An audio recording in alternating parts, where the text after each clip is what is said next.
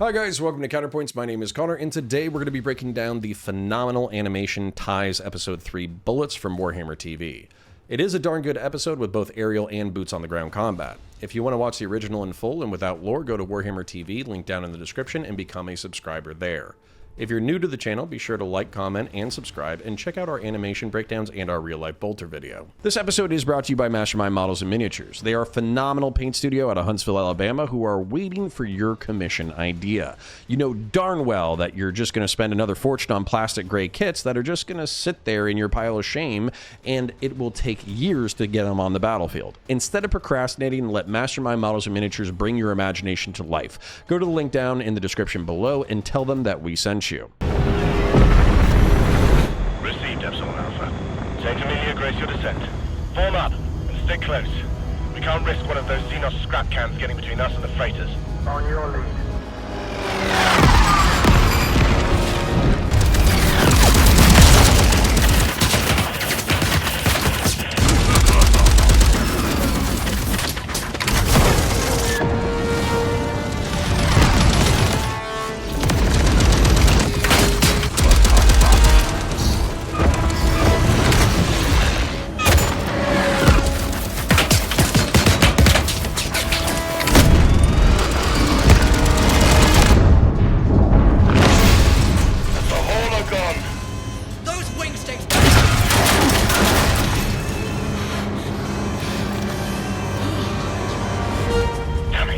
Maintain the cordon.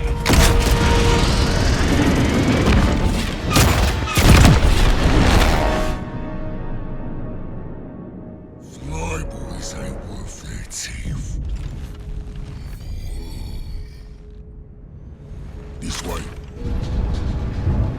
This had better be worth it. As all actions undertaken in service to the Emperor's duty are.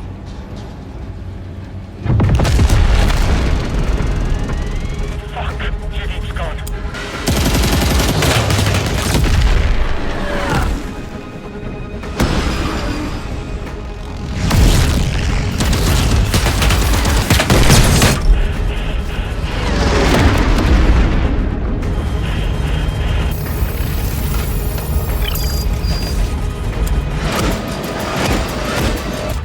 Guns are down. We've done all we can. Not yet. If this ammunition doesn't make it to the ground, there'll be no point in landing.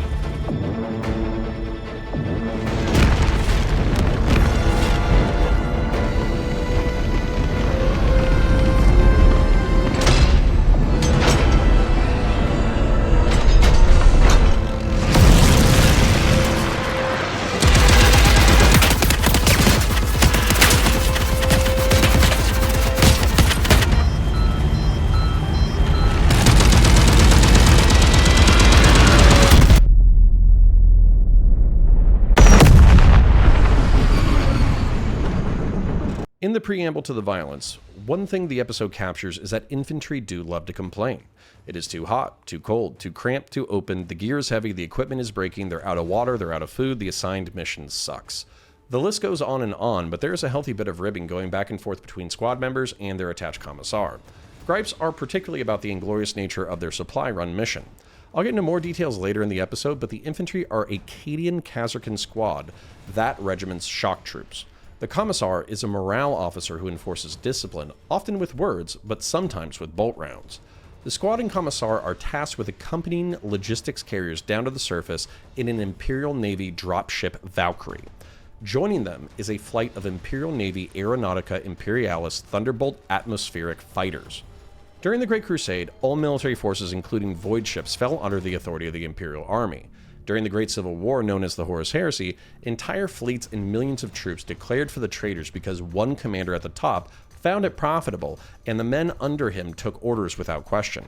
To prevent this from reoccurring, the branches were separated into the Imperial Army and Imperial Navy, making treason a bit more complicated. In the 41st millennium, the Imperial Navy is responsible for all void and atmospheric craft, both combat and logistics. They are divided by galactic segmentum and jump from void battle to void battle and besieged planet to besieged planet. The Aeronautica Imperialis is a subdivision of the Navy that specializes in atmospheric warfare. They train the pilots and mechanical crews who take care of the dropships, fighters, close air support, and bombers who fight alongside the Imperial Guard. They engage in air superiority, strategic bombing, close air support, and roving harassment campaigns to help win the war effort. Most craft can be deployed from capital ships, but on extended campaigns, they will set up air bases on the surface. Aerial hazards and threats are so common in the 41st millennium that most pilots are cut down within a matter of months, with a select few making it to ace status with its extended lifespan. The Thunderbolts are atmospheric air superiority fighters with twin engines and a void rocket. The rocket is used for a boost during dogfights, but can also help them break orbit to make it back to capital ships. That being said, Thunderbolts are designed to fight in the atmosphere and gravity of planets and moons, and lack some of the enhancements of true void fighter craft. The Imperials are ambushed by Orc flyers, which are ramshackle craft that can take on a variety of forms. Orcs are a fungus-based bioweapon that spread to planets, spawn, and then cobble together weapons to slaughter the indigenous population. They then jump from planet to planet on tin can ships, wreaking havoc until they're slaughtered. Orc flyers are jet engines with a cockpit, wings, and weapons strapped to it for mechanical simplicity, and are as likely to explode out of the sky due to a maintenance issue as they are combat. This means little to the flyboys, as getting up into the air and getting into a good scrap is all they think about. Orcs don't have a single blueprint for vehicles, so instead they divide vehicles by purpose. Wazbomb Blastajets have heavy weapons mounted to their hulls. Burnabombas carry Promethium-filled bombs and rockets. Blitzabombas have guns and bombs for a mixed-role dive bombing capacity.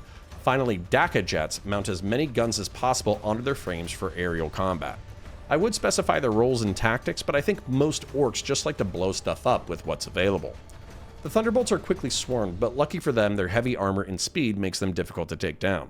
The flight loses a hauler and the Valkyrie gets strafed, resulting in 2 Khazarkan dead. Using his superior speed and sturdier airframe, the lead Thunderbolt pulls into a high G climb and roll, angling himself onto an enemy. He then blasts the Daka jet out of the sky with his nose autocannons.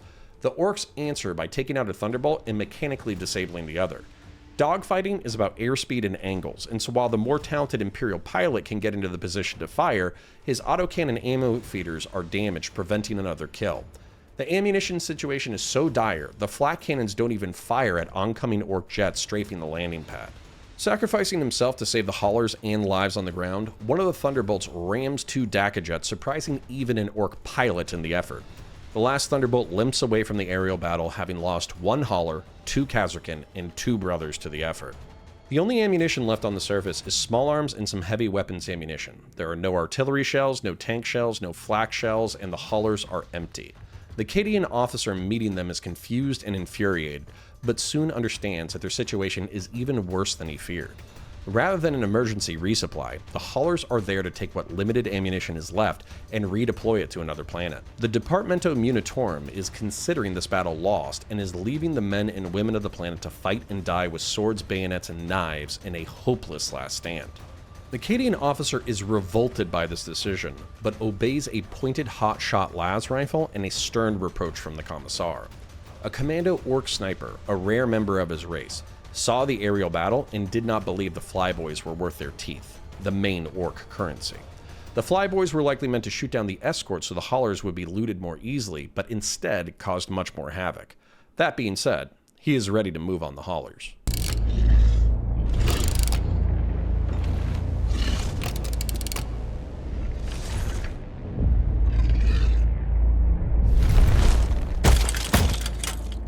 Time to kill.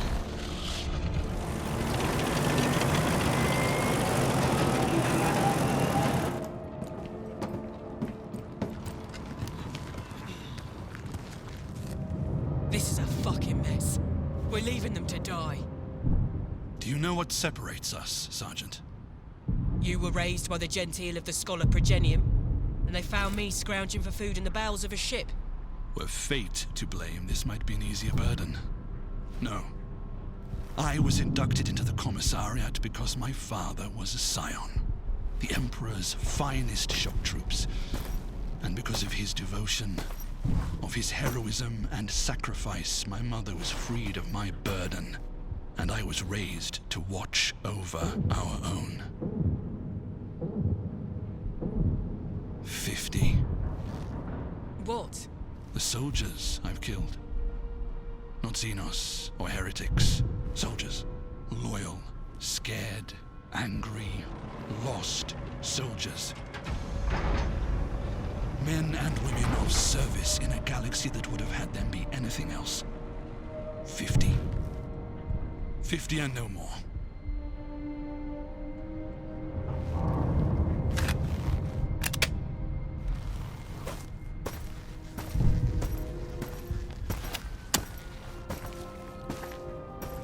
What are you?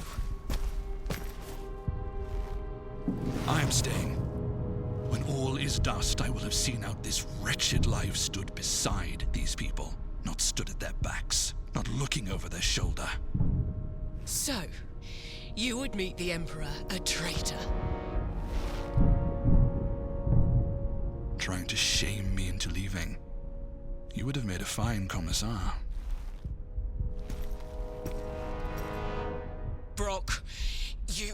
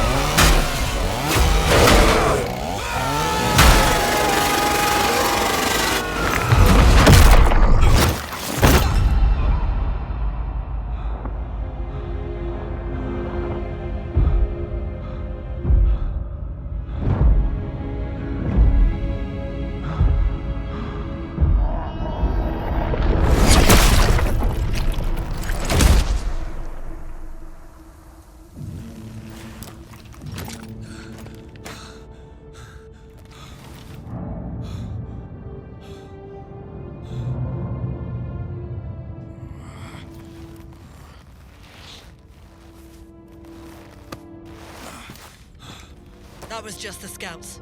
The rest will be here any minute. Go. Get aboard. Complete the mission. Make sure the ammunition gets where it's needed. Easier said than done. Once the haulers are loaded, signal the Chalice. She'll send a squadron to cover your ascent. They couldn't have given us that escort on the way down?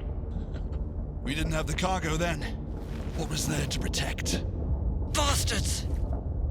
Aren't we all?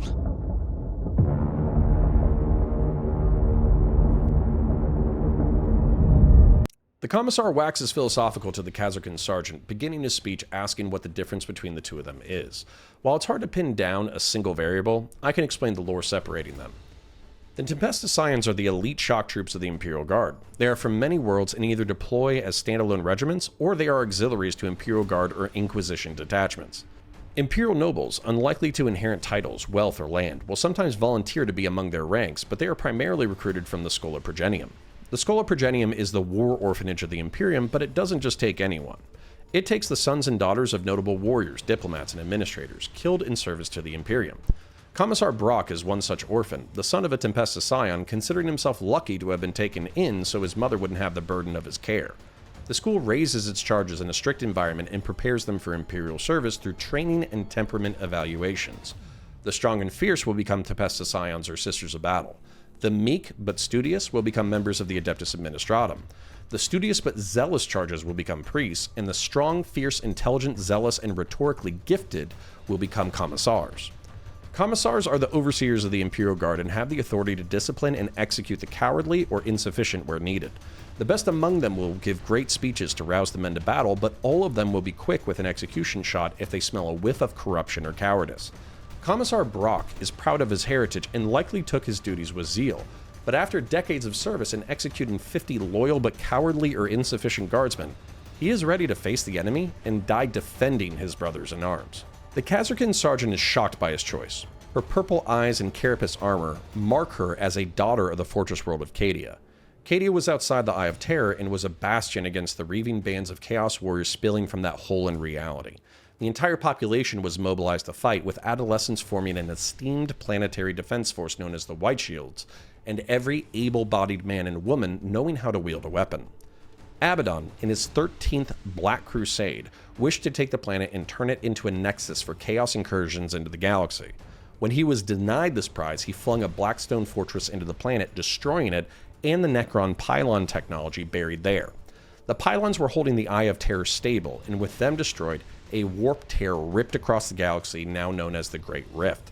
Cadian soldiers were still fighting as their planet died, being sucked into the void as they battled cultists, demons, and Chaos Space Marines. This has led to the mottos, Cadia stands, and the planet broke before the Guard did. The Cadians are now a crusading force, finding new worlds to colonize and rebuild their strength. The Cadians send their sons and daughters to war as often as possible to seek revenge for their murdered homeworld. The sergeant herself was found in the bows of a ship, likely fleeing Cadia's destruction. The Khazarkans are an elite formation unique to the Cadians. They are trained, armed, and armored to the standards of the Tempesta Scions, but each one of their members is Cadian. Where Scions may sneer at their lesser trained and equipped guard companions, Khazarkan have a deep bond with their regiment, making this mission all the more bitter. The sergeant tries to shame Commissar Brock to leave with her, but he turns his back and walks away, almost daring her to shoot him. This moral and philosophical quandary is solved by the orcs. Orc commandos explode another holler and breach the airfield, slaughtering guardsmen on their way in. The guardsmen do account for themselves, able to take down some orcs with bayonet stabs. The Khazarkan prove the effectiveness of their training by charging into the fray with hotshot las rifles, a grenade launcher, a plasma pistol, and a power sword. The orcs worship the twin gods Gork and Mork. Gork is brutal but cunning, and Mork is cunning but brutal, and the commandos are followers of Mork. Despite their more advanced tactics and weapons, they are still brutes capable of blasting or bashing mortal men to death with ease. The Commissar shows his martial prowess, dodging and eviscerating orcs with his chainsword. He is knocked down by an orc knob, but is thankfully saved by a timely plasma shot from the Khazarkan sergeant. He reaffirms her duty to evacuate the remaining supplies and get them where they're needed. The remaining guard forces face the orc onslaught with their swords, bayonets, and knives, unwilling to surrender to the Green Tide. In a cruel twist of fate, the Departamento Munitorum is disappointed by the paltry stock recovered from the battlefield. Not only are the quantities desperately low, it is just las packs and infantry heavy weapons rounds, not even worth keeping in storage. The Munitorum orders the destruction of the cargo to clear room for more vital supplies, infuriating the Khazarkan sergeant, who saw what this paltry offering actually meant. I did like this episode. There were a few moments that I felt were off, but I was actually just ecstatic to see the Imperial Navy Aeronautica Imperialis at work. Not just that, but I've been begging for a Scions or Khazarkan episode for years now, and while I was imagining something more tactical, it was still fun to watch them go toe-to-toe with orcs. If you want to support the channel for free, please remember to like the video, subscribe to the channel, ring the bell for new videos, and comment for the comment gods. Your viewership alone helps me in the algorithm and is appreciated. If you want to take your support a bit further, please become a YouTube member or join us at patreon.com/counterpoints. Check out the other videos on the channel, support our sponsors, and I'll catch you in the next one. Until the end.